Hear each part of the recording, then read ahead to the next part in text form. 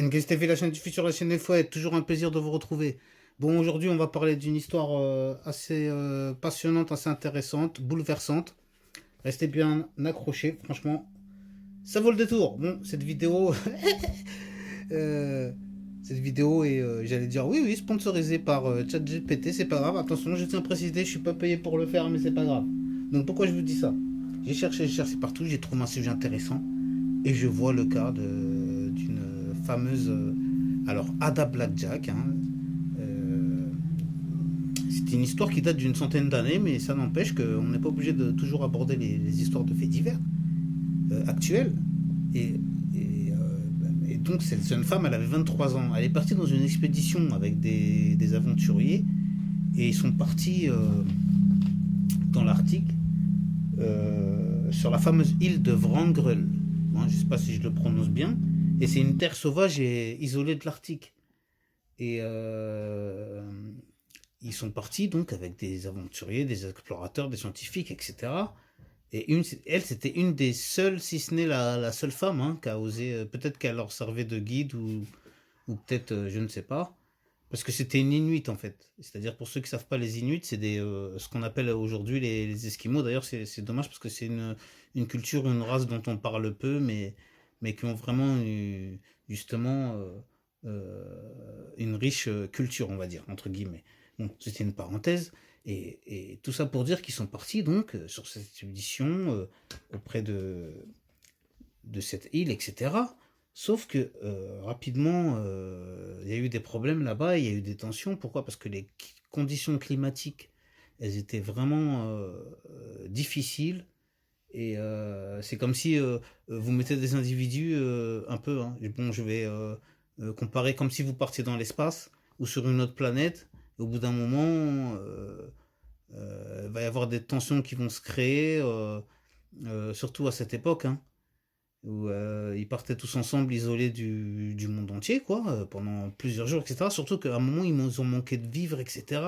Donc ils savaient plus comment s'en sortir. Certains ont voulu rester malgré tout, certains ont voulu partir, ils se sont dit c'est un suicide de rester là, on n'a plus de vivre, on n'a plus rien. Ça y est, on a fait ce qu'on a pu, mais parce qu'à la base, ils voulaient établir un camp, une base permanente là-bas. D'après les infos que j'ai, attention, hein, peut-être que je peux me tromper, mais voilà, c'est à peu près ça l'histoire. Et du coup, bon, vous doutez bien que d'une histoire d'il y a 100 ans, c'est compliqué d'avoir tous les détails. Mais là, je vous donne les infos telles que je peux vous les retranscrire. Et du coup, ils ont patienté comme ça. Certains en avaient marre, ont décidé de partir. Surtout qu'il y a commencé à avoir des décès ou des personnes malades. Donc d'autres se sont dit, ça sert à rien qu'on reste là. Il n'y a aucun secours pour nous secourir. Par contre, elle, cette jeune femme inuite, elle était là toute pleine de résilience. Et elle a continué à essayer de survivre malgré tout. Elle a fait partie de ceux qui sont restés. Et une autre expédition sont partis, mais je crois que de mémoire, on n'a plus jamais eu de nouvelles d'eux, de ceux qui sont partis pour essayer de s'expatrier, de repartir de là où ils venaient, mais apparemment le chemin était rude et surtout s'ils manquaient de vivre, de force, etc., dans des conditions climatiques extrêmes, ça a dû être vraiment compliqué et difficile pour eux. Donc du coup, qu'est-ce qui en a résulté de tout cela? Bah, il en a résulté que cette fameuse Ada, hein, Blackjack, cette fameuse Inuit, c'était une des dernières, même, autant dire la dernière survivante de toute cette histoire, puisque la plupart des gens qui étaient restés avec elle, ils ont tous, personne n'a survécu. Mais comme elle, comme elle avait d'origine inuite, comme je vous expliquais auparavant, d'Esquimaux, c'est peut-être ça qui lui a permis de résister, de tenir le coup, puisque malgré tout, elle a réussi à survivre toute seule pendant à peu près 2 ans, isolée de tout le monde. Elle a tout fait, elle a organisé de façon à mettre des pièges pour attraper des bêtes ou à aller pêcher elle-même, à construire des abris. Bon, après, certains vont dire ouais, mais c'est facile, si c'était une Esquimau, elle avait déjà des repères et tout ça. Non, non, alors que non, non, non, bah. C'était une femme, hein, il y avait plein de bonhommes avec elle, il n'y en a aucun, des scientifiques, des aventuriers, de ce que vous voulez, il n'y en a aucun qui a tenu le coup.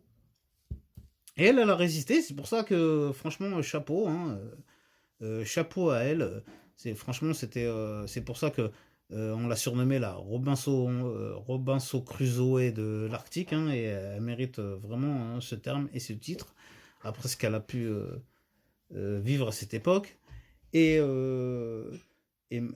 malgré tout, bah, grâce à tout ça, des chasseurs sont passés dans le secteur à peu près 2 ans après.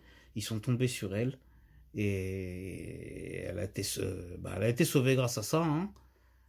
C'était la seule survivante. Elle a survécu pendant 2 ans. Ça avait fait la une des médias à l'époque, hein. Donc, comme je vous dis, c'était il y a une centaine d'années maintenant. C'était en 1921, l'année où est partie l'expédition. Et je crois qu'elle, elle a été retrouvée en 1923. Et c'était la seule survivante. Et, euh, et bon, et c'était tout ça pour dire que nous, qui souvent sous-estimons les femmes ou la gente féminine, bah regardez, hein, il y a aussi des femmes, des héroïnes, qui nous donnent l'exemple, parce que si elle a réalisé, je pense qu'il y a très peu d'hommes ou pas beaucoup d'hommes qui auraient pu le faire. Je pensais que c'est intéressant d'aborder ce type de sujet pour changer un peu de tout ce qui se passe dans l'actualité actuelle, hein, justement, c'est le cas de le dire. Donc j'espère que ça vous a fait réfléchir sur le fait que le mental humain, des fois, on arrive à se surpasser, même dans des situations où on pense être inespéré, catastrophique, perdu.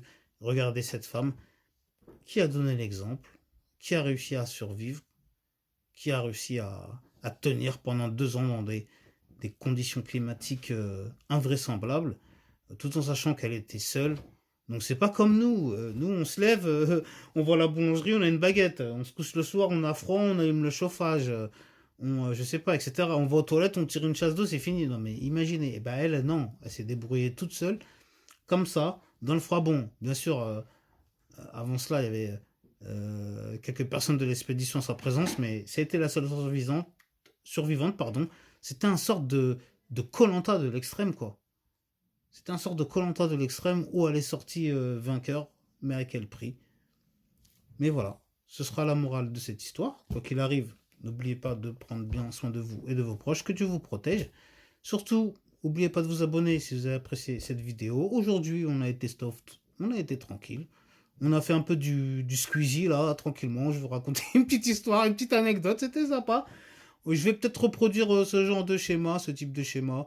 Dites-moi en commentaire ce que vous pensez de cette histoire. Dites-moi si vous aimez ce type de format. On va peut-être le reproduire. Je pense que ça peut être sympa. Je vais chercher des petites histoires farfelues par-ci par-là et d'en reparler entre nous et d'essayer d'en tirer la meilleure morale possible et s'amuser rigolant tout en s'instruisant. J'espère que j'ai pas fait de faute de français, même si c'est le cas, tant pis, on reste authentique, on est là, on est tranquille. Donc, comme d'habitude, hein, Ngazi TV, la chaîne du futur, la chaîne où il faut être.